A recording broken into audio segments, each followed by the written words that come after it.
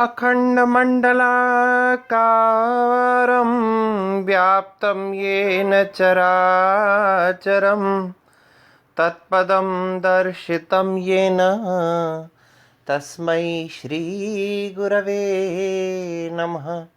तस्मै श्रीगुरवे नमः।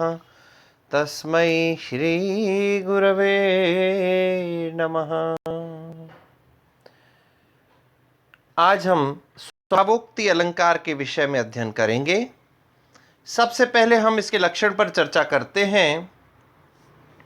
स्वभावोक्ति रसौ चारु यथावत वर्णनम। स्वभावोक्ति असौ चारु यथावत वर्णनम। इसके अतिरिक्त एक इसका लक्षण और भी मिलता है।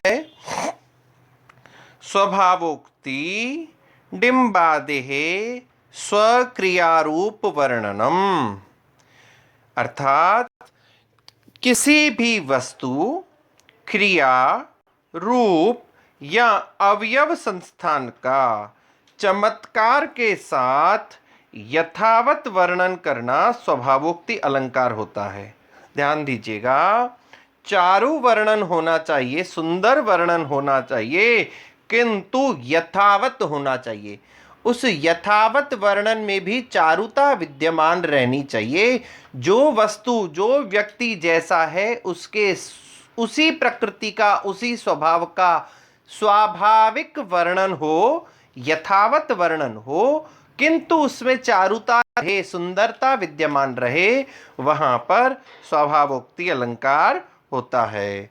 अब देखिए, इसका उदाहरण हम देखेंगे। आप लोग अभिज्ञान शाकुंतलम में भी पढ़ चुके हैं।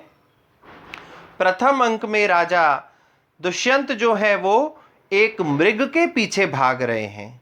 अब वहां जब मृग के पीछे भाग रहे हैं, मृग अपने आप को बचाने के लिए भागे जा रहा है और वो जो जो चेष्टाएं कर रहा है उनका वर्णन इस श्लोक में किया गया है। ग्रीवा भंगा विरामम मुहु अनुपतति स्यंदने बद्ध दृष्टि पश्चार्धे न प्रविष्ट शरपतन भयात भूयसा पूर्वकायम दर्भै अर्धावलीडै श्रम विवृत मुख भ्रंशिभि कीर्ण वर्तमा पश्य उदग्र प्लुतत्वात् वियति बहुतरम स्तोकमुर्व्याम प्रयाति। एक बार थोड़ा सा कल्पना कीजिए, मृग भाग रहा है और राजा उसके पीछे रथ पर भाग रहा है। मृग अपने प्राण बचाने का प्रयास कर रहा है। क्या कर रहा है?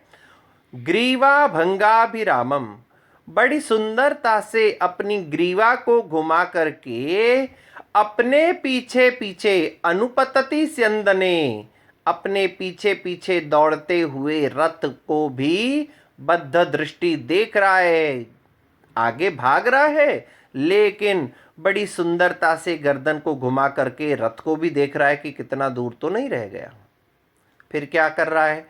पश्च अर्धेन प्रविष्ट पत्शर प्रतन भयात भूयसा पूर्व कायम।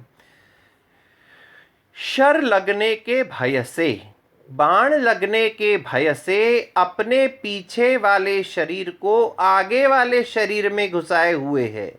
ध्यान दीजिए, जब छोटे थे और आइस पाइस या भागम भाग वाले खेल खेला करते थे, तो जब भी कोई पीछे से आकर के हमको हाथ स्पर्श करने का प्रयास करता था, हम क्या करते थे? अपनी पीठ को थोड़ा सा आगे की तरफ बढ़ा लेते थे, भागते भागते ही, है ना।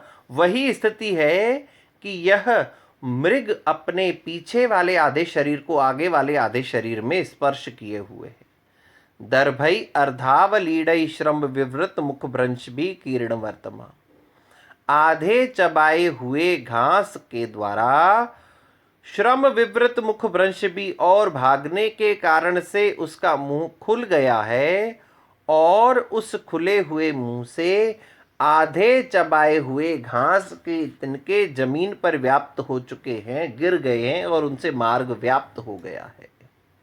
पश्य उदग्र प्लुतत्वात् वियति बहुतरम स्तूकम उर्व्याम प्रयाति। देखिए, यह भाग रहा है और भागते हुए क्या कर रहा है? वियति बहुतरम, आकाश में बहुत अधिक और पृथ्वी पर बहुत कम दौड़ रहा है, विद्यमान है।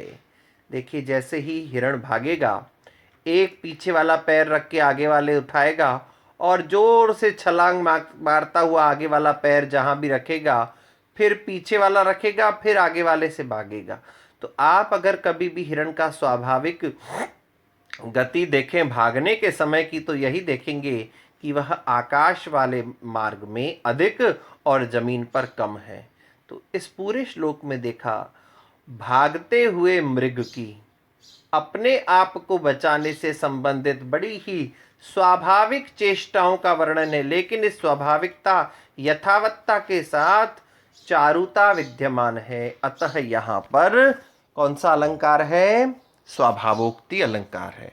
एक उदाहरण और विद्यमान है अभिज्ञान शाकुंतलम के 7वें अंक में, जहां पर राजा दुष्यंत आते हैं और शकुंतला को देखते हैं। पेड़ के पीछे छिपे हुए हैं, शकुंतला को देख रहे हैं। और शकुंतला ने कैसे वस्त्र धारण कर रखे हैं? वसने परिधूसरे वसाना, नियमक्षाम मुखी धृतैक वेणी, अति निष्करुणस्य शुद्धशीला, मम दीर्घम विरह व्रतम बिभर्ति। क्या कह रहे हैं? वसने परिधूसरे वसाना, जिसने धूसरित वर्णों के द्वारा, जिस स्त्री का पति उसको छोड़ करके या कहीं बाहर चला जाए, तो उस स्त्री के लिए शास्त्रों के अनुसार चटक मटक वाले बड़े रंग रंगीले चटकीले कपड़े पहनना वर्जित हुआ करता था, निषेध था। तो वो कैसे कपड़े पहनना कर रही है? धूल धूसरित, धूसरित से है, फेड कलर जिनको आज की भाषा में कहा जाए, ऐसे वस्त्र पहने हुए हैं। नियमक श्याम मुखी, पति चला जाए तो विविध नियमों का पालन करना पड़ता है।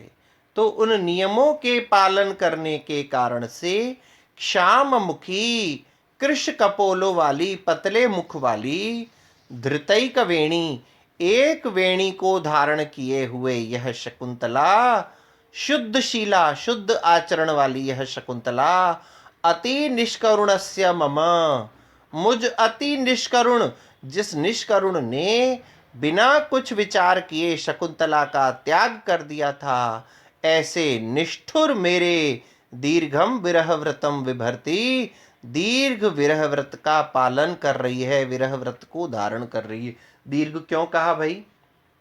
क्योंकि कोई अंत नहीं है जिसका।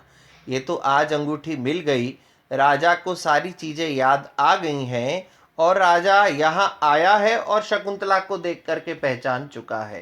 किंतु अगर अंगूठी नहीं मिलती तो दुर्वासा ऋषि का श्राप यथावत अनंत काल के लिए चलता, किंतु अंगूठी मिलने से वह व्रत, वह जो श्राप था समाप्त हो गया। और आज राजा ने जैसे ही शकुंतला को देखा, और जब शकुंतला से मिलेगा तो विरह का व्रत भी समाप्त हो जाएगा। इसीलिए दीर्घ शब्द का प्रयोग है। तो आपने देखा यहाँ पर पति से अलग होकर के रह रही है, ऋषि के, मारीच ऋषि के आश्रम में रह रही, अपने पुत्रों को पालन पोषण करने वाली इस शकुंतला की स्वाभाविक दशा का वर्णन किया गया है। यह स्वाभाविकता में भी चारुता विद्यमान है, सुंदरता विद्यमान है, सौंदर्य विद्यमान है। अतः यहाँ पर भी स्वभावोक्ति अलंकार है। इतना कहकर मैं अपनी वाणी को विराम देता हूँ। कल एक नए अलंकार के साथ पुनः आपके समक्ष उपस्थित होंगे। तब तक के लिए ओम शम।